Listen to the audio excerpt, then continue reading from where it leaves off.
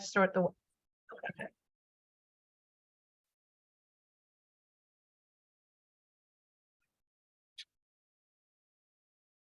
Hello. Right now, we have 0 attendees. Well, we'll probably wait till there's an attendee. Let's wait a couple more minutes.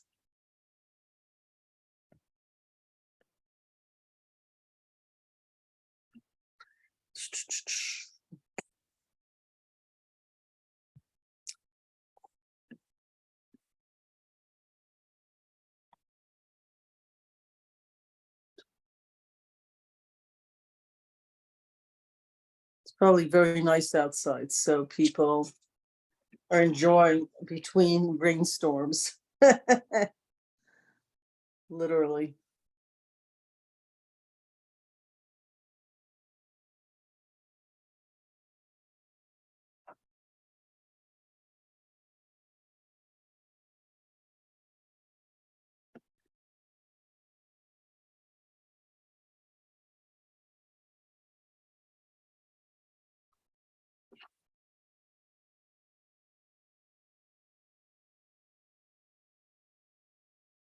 Okay, now we're up to 3. So Okay. whenever you're ready. Waiting for good. people to attend. Give me a second because I'm going to switch to my laptop. It's just easier.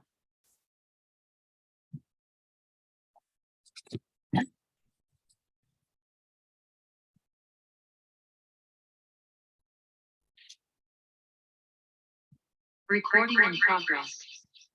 I'm in an echo. I'll take care of that in a second. There we go.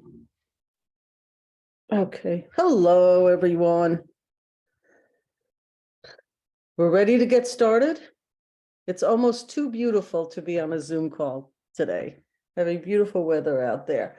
Hello, everyone. We are going to have our village manager and assistant village manager, Karen Diatori and Maddie Sahaj, respectfully, I can't even say the words today.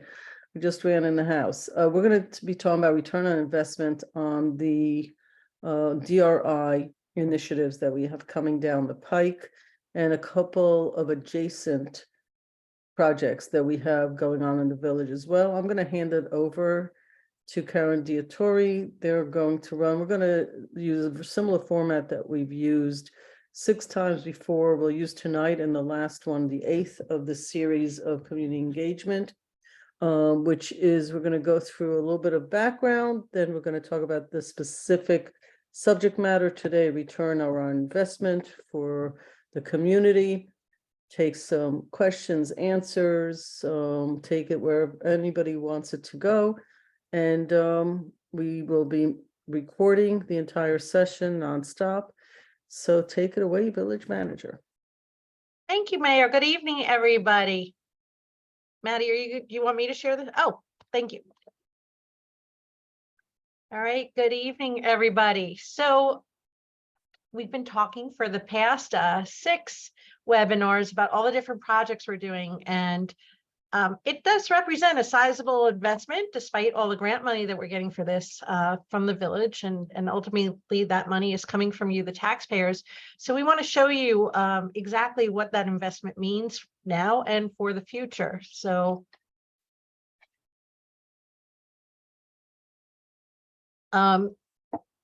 just a little review here. For the DRI projects, most of them require some sort of match from the village, but this is the seed money that's allowing us to get stuff done that we couldn't have done previously. So we're getting a total of $3.243 million for the multimodal transportation hub, also known as a parking structure, which will be in the Brandreth lot. And so that brings the total cost up over to a little over $11.7 million, and leaving us with the local match, which will be paid through a bond of almost $8.5 million. We have $2 million for the redesign and landscaping of Market Square, and the total project cost for that is estimated almost $3.5 million, which will leave a local match of almost $1.5 million. But we think that money will be used to make a really fabulous outdoor space. $3 million for the community center, and the total project cost is estimated at $5.941 million. And that actually, it's probably a little bit more with the pool work that we're doing now, but all told, that will leave us with a match of close to $3 million. And then another $857,000 for streetscaping down at Station Plaza. And for that, we have no match. So hopefully that'll cover the entire design. These are part of our capital budget funds, and that's where the money will be coming out of in our budget. But I think more importantly, we want to talk about the sizable costs that we're talking about here to get these projects done, both with the grant money and the money coming from Village.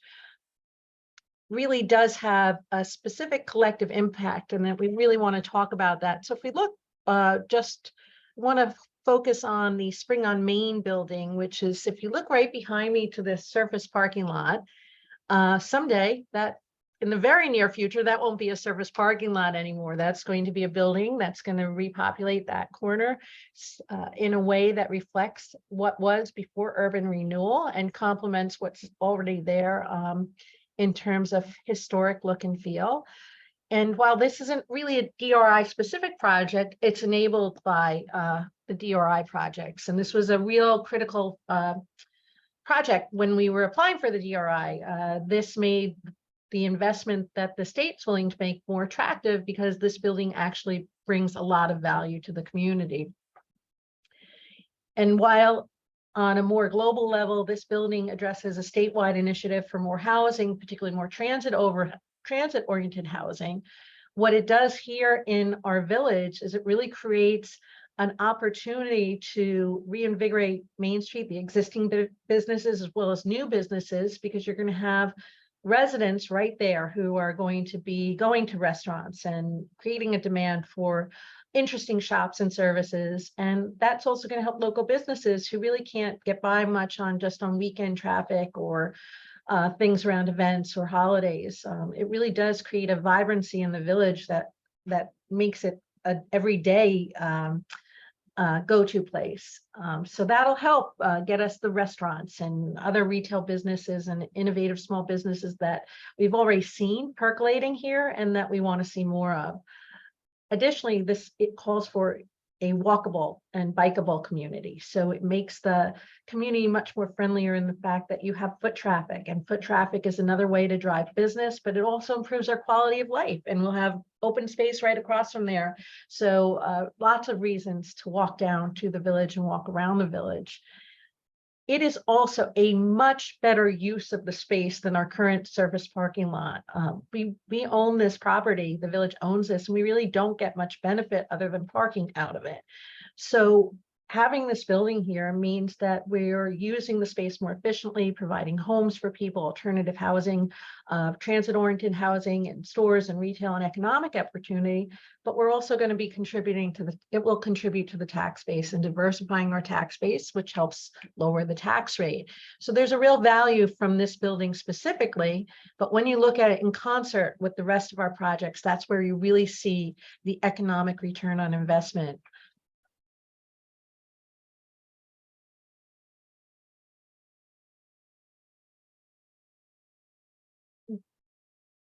I think maybe some of you know, or if you don't know, we have applied, the Village of Ossining has applied for the DRI funding. I think this was our sixth round, our sixth application to get this funding. And we kind of honed our application during that process. The process and the application itself is based on a strategy. This wasn't just pie in the sky, what would you like to do with $10 million? It was, how do we respond to things that the village has, that our residents have expressed desire in, the things that we know we need, the things that really resonate with people, and how do we get those all done? And how do we make sure that they're all working in concert together? So that strategic approach is also designed to create an opportunity for each project absolutely to stand on its own, but when they work synergistically, that's when the magic happens. So we'll be enhancing our community center, which is badly in need of a facelift. Really, with the exception of the pool area, hasn't been touched since the 70s, and it kind of looks it. We have a lot of space in that building. It's not necessarily used as well as it could be. So we'll be able to do a lot in the footprint of the existing building and really provide a much better venue for the programs and recreational programs, educational programs, programs for seniors, programs for youth, programs for families, in a way that's going to be much more appealing and attractive, and really add more value to the programs we're running and allow us to run more programs as well. So we're excited about that. We're also excited about the fact that these projects also collectively, once you go to so say you take your morning swim at the community center, now you can walk over across the aqueduct and you can go over and enjoy some time in, maybe grab some breakfast at one of our local eateries and go sit in Market Square and have your breakfast and watch people watch now that you've gotten your exercise in, and maybe do a little shopping while you're at it. You also have the opportunity to stroll the Sing Sing Hill Walkway maybe and come up Main Street or Central Avenue, which will now have maybe more and different businesses than what we have already. So all of these things contribute to a revitalization of our community, a vibrancy within our community, a vibrancy that will be ultimately beneficial to other areas and business districts within our community, but will also really help establish Ossining as a destination on the riverfront in the Hudson Valley, but so much more than what we have currently the ability to showcase so much more. So we'll have a multimodal transportation hub that also doubles as a park and ride facility. You'll be able to rent a bicycle and ride on the aqueduct again, maybe stop at a restaurant, grab something to drink and be on your way. Or maybe you decide to stick around a little bit more. Whatever you do, this is going to absolutely make sure that the unique assets of Ossining are showcased and accessible to people in a way they haven't been currently. So we're really excited about that opportunity, but I think it's important for people to remember that we've had a very deliberate and strategic approach that's transcended boards and leadership, but that strategic approach and the implementation of it has been consistent throughout these many years. And we're now seeing the effects of that. And I think I'm going to turn it over to Maddie to talk a little bit more about how that works and how we're going to, again, maximize the return on investment in terms of economic benefits and community benefits for all of Ossining residents and visitors and investors alike. Thank you, Karen. Good evening, everybody. So as Karen was speaking, I know we have quite a collection of folks who participate in these phone calls, who participate in local government, ranging from folks who are brand new to the community and really excited about, getting to, be part of this transformational process, but also folks who have lived in the community, perhaps their whole lives, perhaps a couple of decades, have raised families here. What I think is very, very inspiring about this particular collection of projects is that there's not much here that's brand new. Generally speaking, everything that we're working on here, as Karen sort of touched on in the last slide, is something that the community has been requesting, has been advocating for quite a while. And we're very, very lucky to be living in Ossining in this time when the stars have really aligned in that way. While certainly sometimes the political will wasn't there wasn't necessarily access to the financial resources that were necessary, and sometimes vice versa. But as Karen mentioned, the community narrative has been a lasting one that's really said that these are the projects that are really at the front of the queue. And we're incredibly fortunate to be in a place at this time where we have the political will, we have the community support, and we have some seed funding, as Karen mentioned, to get us started. So what's really important about some of these projects is sort of the sequence in which we're looking to go forward. Karen mentioned the surface parking lot in the photo behind her, which may just look like a surface parking lot, to the casual observer, but is really the key to unlocking all of the projects going forward. Because one of the main focuses of that longstanding narrative I mentioned is, well, where is everybody going to park?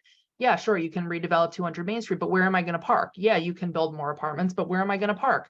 So being able to replace that surface area parking was priority one. And when we go into the next slide, you see a little bit more about the sequence of these projects. That's why the first in the sequence is going to be the multimodal transportation hub. So of course, once we are able to sort of offset that surface area parking, we can look a little bit more into what other projects the community has been asking for a generation practically, now that the parking is no longer the obstacle it once was. So after the multimodal transportation hub, we take a look at Market Square. So having Market Square be redeveloped to give more space for community events, and also sort of a respite, in the center of downtown, a greener space that folks feel welcome, sort of describing it as the outdoor living room of our community, a place where people feel comfortable spending a few hours, perhaps with public restrooms, different amenities that might make one more willing to spend a prolonged period of time there. And then again, grab a cup of coffee, meet a friend, go for a bike ride. The community center as well, creating new and accessible areas for recreational programming. Station Plaza streetscaping is going to zipper in nicely with a lot of the other work that we're doing down at the waterfront. For example, 30 Water Street is a village-owned site that is going to be developed and hopefully breaking ground in early next year of 109 all-affordable mixed-income units of transit-oriented development, which again is right at the bottom of the Sing Sing Hill Greenway, which again is at the community center. So you see how all of these sort of zipper in together as one big project. But the Station Plaza streetscaping is one that's really going to enhance the investment that's already being put into that area with the development of 30 Water Street by widening sidewalks, perhaps, allowing for more outdoor dining and different sorts of streetscaping having to do with landscaping elements, things of that nature.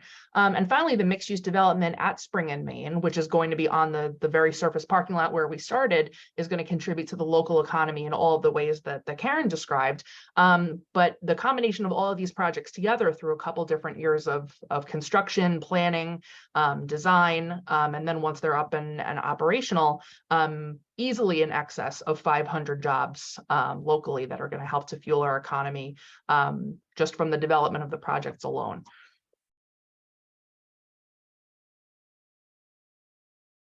So now we sort of talk about that timeline a little. As I said, starting with the multimodal transportation hub, it is likely that that's going to be the first one to start. We actually have a contract for the first $1 million of that grant funding that we're going to start leveraging to begin the design work. So that and Station Plaza, we're hoping we'll be able to break ground on next year. The community center also potentially next year and into early 2025. And then the Main and Spring Street development, which is going to be able to stage on the Market Square parcel, and then finally Market Square with a groundbreaking in late 2026 or maybe 2027. And then as far as the next steps, as I mentioned, doing the RFPs for the design, architecture, engineering, and construction management for some of these projects obviously has to come first. So using the Transformational Thursdays engagement and then some additional community engagement we hope to do over the next 6 to 8 months will certainly help further hone the design strategies of how we want to go forward on those proposals. And in the meanwhile, the development at Spring and Main, which is again roughly 100 apartments over retail space on the bottom floor at Spring and Main Street, will during that time be going through the land use approval process, as well as working with the village board to decide on terms for the land acquisition and development agreement, as well as the pilot. And then all of the other projects that we're working on at the very same time, all of which are complementary and will actually enhance all of these projects and vice versa. So the Route 9 road diet, for which the village received a $4 million grant, which is federal omnibus funds, that is going to help us not only increase the safety of pedestrian traffic and driver safety, but will also allow us to add parking along Route 9 as it's narrowed, which certainly will help a lot of the other projects that we've been discussing tonight. Station Plaza at 30 Water Street, that's that 109 units of affordable transit-oriented development. The new Indian Brook water treatment plant. We know water is probably our most valuable resource, and that's something that the village has been looking to continue investing in for a very long time. And we've actually just gone to bid on that project a couple weeks ago. And Project Mover, which is a $7 million grant, which is going to be used to bring e-bikes and e-bike infrastructure to the village of Ossining, as well as several surrounding communities. We should start seeing that very shortly, as well as the town of Ossining Lewis Engle Park stage at the waterfront, which was actually another recipient of the DRI award. And then we have some private sector projects as well. The Olive Opera House, also a DRI project right in the center of downtown, which is going to be a tremendous amenity to the community, generally speaking, and also to downtown with some art space and different exciting event space that will be there. And then Crescent Manor, which is up on Croton Avenue, 74 units of senior affordable housing. And you can see here, all of these are either breaking ground or starting the planning process within the next 12 months. I will turn it back to Karen to tell you about what's next. Of course, I have to unmute. That's what's next. But I guess you're all excited to hear what's next. Last Saturday, we had our first public engagement outreach session at the farmers market. It was our little pop-up outreach. We were able to talk to people about these projects. The mayor was there, Trustee White was there, and we were really, we encourage you. We'll be to stop by. We'll be down there on August 12th, August 19th, and the 26th, as well as September 9th. If the weather changes and we have to change the date, we will let you know, but that's when we'll be down there. And feel free to come in. We'll have boards. You can look at everything, ask questions, give us input, either in writing. We'll take your ideas. We have plenty of Post-its and little dots to put your little input on the projects you like most on the board. So we're really excited to be able to talk to people anywhere and anytime we can. Next week on Wednesday, July 26th, we'll be leading our first walking tour. Although I wish I picked today because it's nice and cool out compared to what it might be next week, but hopefully it won't be too hot.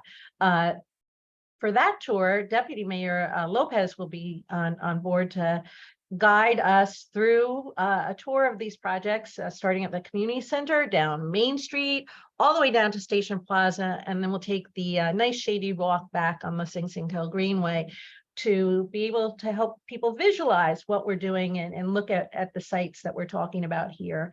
And we'll be doing that also on the dates you see here. If anything changes, we'll let you know. All of this is on our website. We will also be scheduling project-specific sessions, in-person sessions, to discuss the specifics on each project, whether it's the Spring on Main building, or as we get into the design phase of the Market Square outdoor space, as well as the community center. We'll be seeking input and engagement from all of you, because that's really what this is all about. You can also our FAQs, we have a running list on our website, so feel free to take a look at that or send us more questions and we'll add to it. This series will be available online, so you can look if you missed it tonight, or you want to, if any of your friends missed this, please tell them to look online and they'll be able to see this and always call us to ask more questions. We're always available. And we also have an interactive story map online where you can hover over all of these different sites and get sort of an up-to-the-minute description of what's going on, or relatively up to the minute. We're updating it quarterly. It's hard to do it in real time, but we try to get as much information on there as soon as possible. So all that to really tell you,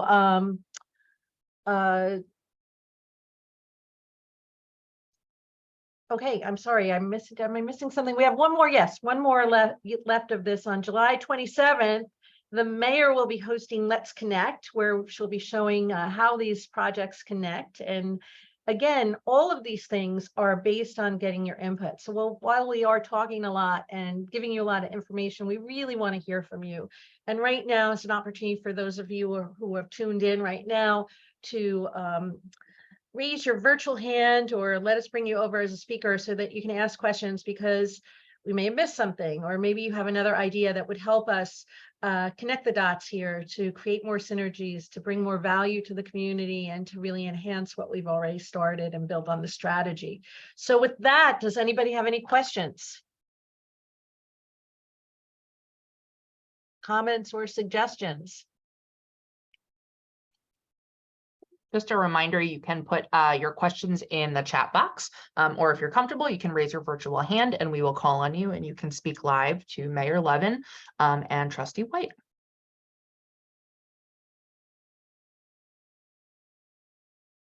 No need to be shy.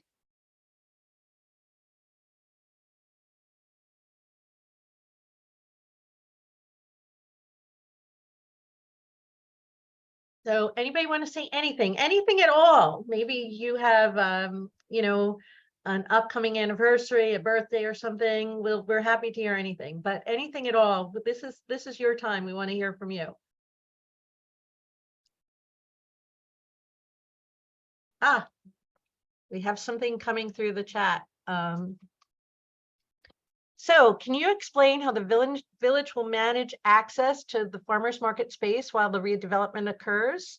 Trustee White or the mayor, do you want to take this? While it's, I almost have to say which construction. There's going to be a lot, as you noticed when we did the 5-way intersection.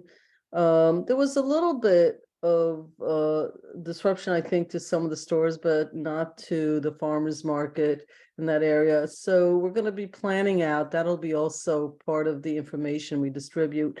My guess is that at the peak, because there's really 2 or 3 projects in that area. There is the housing and retail that you saw. The parking facility will not disrupt. And obviously right where the farmers market is located is actually one of the projects, which I do want to say, and I'm not sure it was said clearly, when we looked and are looking for design elements for that, we included a farmers market in that. So when people were asked to give us some renderings, to give us thoughts, actually we included that there will be a farmers market there. We're going to have to come up with another location. I mean, we're talking about food, we're talking about families walking around. Can't have that in the middle of a construction zone. And if you do have it in the middle of a construction zone, I'm pretty sure the construction will take 5 times longer than it could if there weren't people walking around in there. I understand. And let's be honest, construction in good weather is easier and better than construction in the Northeast in the winter. So we're going to work through that. Where might we have it? It has to be on some village property, probably. We might have to, we're aware that we have to look at locations for it, but we don't know yet where it's going to be. I just can't imagine in the height of construction, we'll be constructing while people are at the farmers market with their children and pets and all that. That doesn't make sense to me. So, But any relocation of the farmers market would be purely temporary. It would always come back sure. there. Yeah. That's Oh, going to be the that makes- home. yeah, thank you, Trustee White, because honestly, that location makes a lot of sense for a whole bunch of great reasons. Most river towns do them either by waterfronts, which is a definition of a river town, or they do it in some public space that is not always in the center of town, just because they need a big parking lot sometimes. But we really have found this is a very good location. Everybody seems happy with it. You know, and as a mayor, and I'm sure Trustee White gets the same thing, you don't always get 100% agreement from residents about any single item. This one got an agreement that this is the right spot for it. But, you know, there's the waterfront and there's other spots that we're looking at. Yeah, and we are working closely with the farmers market people. They're close in the loop on all of this stuff. So as we will be working with all the local business owners and people who live immediately adjacent to the areas we're going to be working on to make sure there's as little disruption as possible. it's not going to be perfect, but we're going to try to make it as perfect as we can. We have 3 questions from Claudia Mausner. So first, Maddie mentioned the possibility of a public restrooms at Market Square. Brilliant. They are brilliant. I can't think of a greater invention than a restroom in modern times, but they're very good, and self-cleaning ones. There are self-cleaning toilets on the market, and they were tested in New York City a while back. I am sure that our Parks and Sanitation Department love the idea of self-cleaning restrooms. So we will hopefully be able to consider that, and hopefully be able to, I think that our budget will allow for not only restrooms, public restrooms, but also possibly some sort of structure that will allow for the market in inclement weather, or maybe sort of a year-round market where we have to really look at the design and how far the budget goes. But those are all things being considered. Thank you. And next one, I think Trustee White, maybe you might want to speak to this. This is also from Claudia. I am new to the area and don't yet understand the boundaries of Station Plaza. Please clarify, is this determined by zoning? I think it's determined by history. That's Station Plaza, Depot Square. These are names that have been given to the east side of the tracks. And it used to be much different down there, much more busy because there were a lot of factories, a couple bars, more people living down there. So it's really, Station Plaza basically is, as far as I understand it, Water Street, Main and Water. When you come down Secor Road or down the bottom of Main Street, you get to Water Street. And that's where the new apartment building is going to go at 30 Water. In fact, I believe the working title for that is Station Plaza. And that area on Lower Main that has Here Coffee and Beer, the Mexican place, those nice little cluster of businesses down there, the laundromat. So that is part of the parking lot. All that parking lot hasn't always been there. There used to be many more buildings. So that is Station Plaza. I think there are different zones within Station Plaza. I could be wrong. I'm not a zoning expert. I think Claudia probably knows more about zoning than I do. But that's just why that's Station Plaza. All right, thank you for that. And Claudia had another comment, so just read that in. Pleasantville Farmers Market is at the railroad and parking is mess. We're pretty much aware of that. I think that we are anticipating some parking pain points as we do this, because anytime we start building on where you're parking currently, we're going to be taking that parking away in the short term. However, in the global scheme of things, we will try to sequence these projects so there'll be as little impact on parking as possible. There will not be zero impact, and that would certainly be consideration. Parking if we had temporarily put the farmers market at the train station. So we'll hopefully be able to work out all these details to some measure of satisfaction. Again, we're aiming for the best possible solutions, understanding that perfection is probably going to be the enemy of the good, but we will do our best, and this feedback is incredibly important to making sure that we are able to do that. The next question is, I just want to add something so that Oh, sure. these are recorded. So some people on this call, who I call regulars, know, but just to be clear, the farmers market doesn't belong to the village. The farmers market is someone's business. So when we say the village, we mean that we're going to be discussing with those folks, and we'll come to an agreement that is best for everybody. But it isn't actually a village entity on its own. So I just want to make that clear, that there is an actual private business involved that owns that farmers market, and we will work for the best outcome for all concerned. And we love our farmers market. Many municipalities no longer have them because of everything that's been stated. But I think it's terrific. Yeah, our business people like it. Our residents like it. The residents in Croton who no longer have a farmers market come here and like it. Briarcliff doesn't have one. They like it. It's a very positive entity in our community. And the folks that own this particular farmers market have actually had their headquarters in Ossining for upwards of 2 decades. So they're actually a local business themselves. So we're doing everything we can to really make everyone happy. And I think it's one of the gems of our community. Thank you, Mayor. So Brian Granoff, we have some feedback and a question. So hi, here's some feedback. The Main Street paving looks so nice. 5-corner intersection is looking great. Can't wait to see more green space there, and that is coming.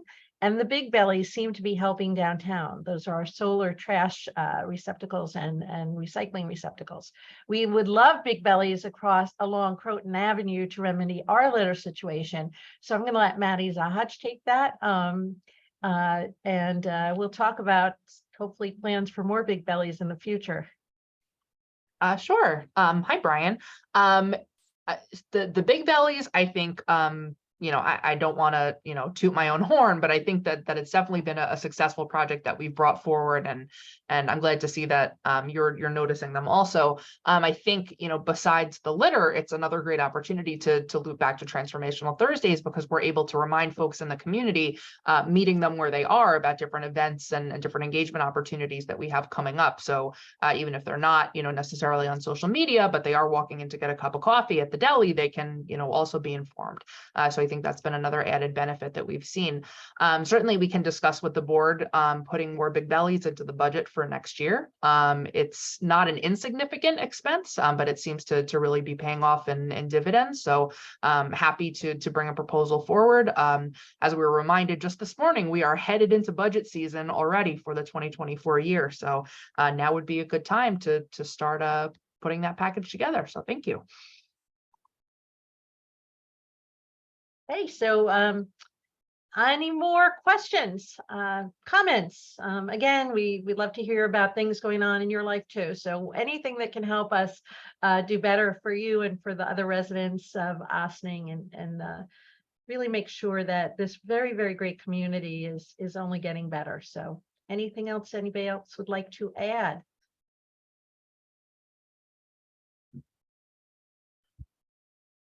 All right, I do not see anyone. Claudia, Sing Sing Kill extension was in DRI but not selected. Will that extension be built at some point by the developer anyhow?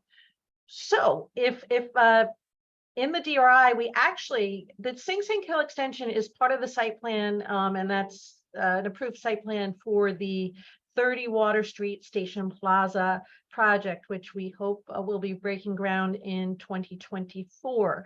That walkway will be completed by the developer, and it will go under the Central Avenue Bridge. It will go through the wooded area of the lot that's towards the back of what is sort of a very deep and narrow lot, and will end in a plaza at the foot of the building at Water Street. So that's in the works, that's done. What we had put in the DRI was actually fish ladders for fish and eels and other aquatic life to be able to spawn. It helps them get upstream to do what they need to do and make sure that there is more aquatic life. So we hope that I'm still missing those fish ladders, though. Those were the fish ladders were. Yeah, Yeah, it was the fish ladders. It wasn't actually the kill. Yeah, the good news. Walkway. Yeah, the good news about the fish ladders or the eel ladders is that, while unfortunately the LPC, decided that there were more valuable projects to move on to the next level, the very good news is that I think we made a very strong case. And so we can certainly continue to apply for funding through a variety of state and federal programs to make that happen. So there was certainly enough local support for it, and folks that just plain found it interesting, because it's kind of a new thing to be seeing in this area of the country. So certainly that has not fallen off the radar. All right, anything else? We did get a lot, it was really an educational process, going through the whole DRI process because we did learn a lot of things. I didn't really know that much about fish ladders and now have a better understanding of why they're so critical to our aquatic population. So anything we can do to help the aquatic life thrive in the kill, we're willing to do. So hopefully there will be funding for that in the future. Any other questions, concerns, comments? This is your time. I'll also mention, I know the mayor sometimes talks about her tap dancing abilities while we wait for more questions to come in. Something that I learned about the fish ladders that was kind of cool was the fish ladder was the initial recommendation that came in, but then we were told, you know, you might want to pivot to the eel ladders. So what we learned about eels is that eels are sort of like the canary in the coal mine. So when you start to see eels coming back, it means that, you know, your habitat or the habitat for those aquatic creatures is actually getting healthier and stronger when you start to see the return of the eel. So that was something that we were really excited about, and that, you know, speaks volumes about the way that Ossining is cleaning up its act a little bit, for lack of better. So that was another exciting thing that we learned through this process.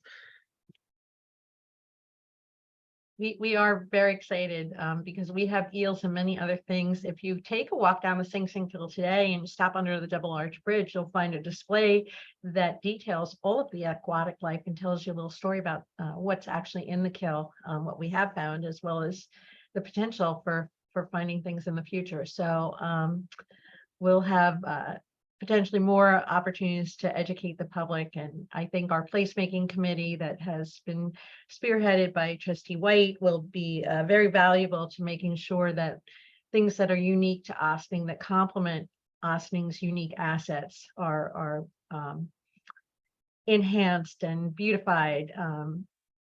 We have a really interesting and unique environment. So this is from Brian Granhoff. I would love to swim the Hudson in our village. A public beach in walking distance would be my dream come true. So does anybody, this is something the town's been working on. I don't know if anybody wants to speak more directly to that. Maddie, since maybe you had worked in the town formerly, you want to talk a little bit about what the town has historically been talking about? Sure. So I think that so right now, swimming is not allowed on that beach, and that's, you know, for a variety of reasons. But I know that the town has been working for the better part of the last decade to try to open a beach there, and there are a couple reasons And why. just to be clear, this is at Lewis Engle Park, kind of near Yes. the spray park. Yes, I apologize. So next to the spray park. Over there, it's not an enormous area, but it's a beach that I know has had some. There was a pop-up theater installation there last year, so it is space that's being used for other things. But at this point, swimming is still not allowed. Besides some water quality issues that we, you know, have been studying for quite some time, there is also the issue of, you know, having lifeguards and making sure that people can be safe when they, you know, do swim there. So it's something that the town under the new supervisor, I believe, has continued to explore. They're doing a whole bunch of really fantastic work at Engle Park related to hopefully moving the comfort stations over so that they have sort of a more contiguous area right there in the middle. And then there are restrooms closer to the spray park. But I think that the beach is still on the radar. It's just been sort of a slow process. So certainly if there are any updates, we'll be happy to share them as part of this transformational Thursday. People do focus on the water and the quality because of what goes into the Hudson. The reality is a safety issue. The Hudson River is a very fast moving river. You'll notice you do not see a lot of people water skiing on it. It's an estuary. It's a very interesting body of water that moves in both directions. It doesn't just go down, it goes up. It has undertows in it. But I will say if you're a walker, you could take the train one stop up to Croton. And Croton has, within walking distance of that train, a public park. It's a county park, so everybody in Westchester County gets to use it. They have done tremendous amount of work the past year. They are, you know, I was at a groundbreaking there for something, and I was at a ribbon cutting for something else. And there is swimming there. There's picnic areas, there's swimming. It is literally one stop going north, one stop, and the trains are pretty frequent. So a walker could walk to the train. It's amazingly inexpensive. Get on the train with all their stuff, walk over to the beach and all the other amenities. The park has a ton of amenities beyond that, and come home a couple of hours later. And it's a much safer swimming area. Not only is it because they've created a beach there, but it's more enclosed so that the power of the water doesn't pull you out the way it does in other parts of the Hudson River. So just food for thought for the swimmers in the crowd. Good ideas. Okay, we can tap dance a little longer. Well, maybe think about, I want to say, Croton Point Park has a swimming beach, right? I mean, you gotta I drive just there. said that. Yeah, you that's what I'm talking about, the Chrome Point Beach. I, What did Claudia, I say? Did I not say Chrome Point Beach? Maybe I said something different. yeah, No, you, I'm sorry, I'll be clearly not, Sue, Oh, no, maybe I sometimes say Chrome Park, people confuse it. It's called Croton Point Beach, actually. It's part of the park. Claudia mentioned that it is, she thinks it's only open on the weekend. I don't know that that's true. I don't think believe so. it's opened, but you can certainly check on the county Yeah, website. and Claudia, you should go because I mean, you should look more carefully because it does not seem large. It is a very large park. They have tracks there, they do some car stuff there, they do some kite stuff there, it's like eagle nests. They just revamped the whole beach area with a new like bathrooms. It's bigger than Camp look, there. they run camps. So the beach may be closed sometimes because they're running a children's camp. That may be, but I think we should explore it more because it's much larger than it looks, with many more amenities than people realize. So here we are. It is Okay. a lovely evening. Any more comments, questions? Well, thank you all. I forgot to introduce. I didn't do a great job today of introducing. That's because we meet on Wednesdays and I feel like this is part 2 of our Wednesday night meetings. But I forgot to introduce Trustee White as well. I'm the village manager and Maddie. So sorry, Dana. And I forgot to introduce myself, but I'm seeing names that I'm so familiar with. I feel like I'm with my my friends and family on this call, to be honest. I love this group. Because you guys write us emails, you're always walking around giving us thoughts and ideas. And in my opinion, always in the most positive way. So if we had like 10, 15 more of you guys, it'd be even better because we really do take this stuff back to the drawing board and think about what we want to do. So very much appreciate everybody's time. I see another, hold on. Oh, Oh, that no, inspired somebody Claudia's to just have a saying, question? thank you, everyone. Thank you for amazing and wet, gorgeous July 3rd. I'm glad everybody enjoyed it. And Brian, a big thank you. I love the village and appreciate all the work you do on behalf of us. That is so nice to hear. We appreciate all of you too, as the mayor just said. We don't always have a huge amount of people actually viewing this, but what we find is that having it online, people do refer back to it. It does document things. It helps us make sure that we're keeping to our commitment to utilize the information that we get from the community and that incorporate it as we can going forward. So this keeps us on track. It's a useful tool, and it also helps people when they say, you never told us that, and then we could show them the video. So, but we do try to push it out. If any other thoughts, any other concerns, you know where to reach us. My email is on the website. We also have the email. What is it? Plan, PLAN at villageofossining.org. So you can email us, you can call us, you can stop us in the street when you see us, but we're always happy to talk about these things and hear more from you. Thank you so much, everybody, and have a lovely night and a lovely weekend. And enjoy some wonderful summer weather. Bye. Good night, everybody.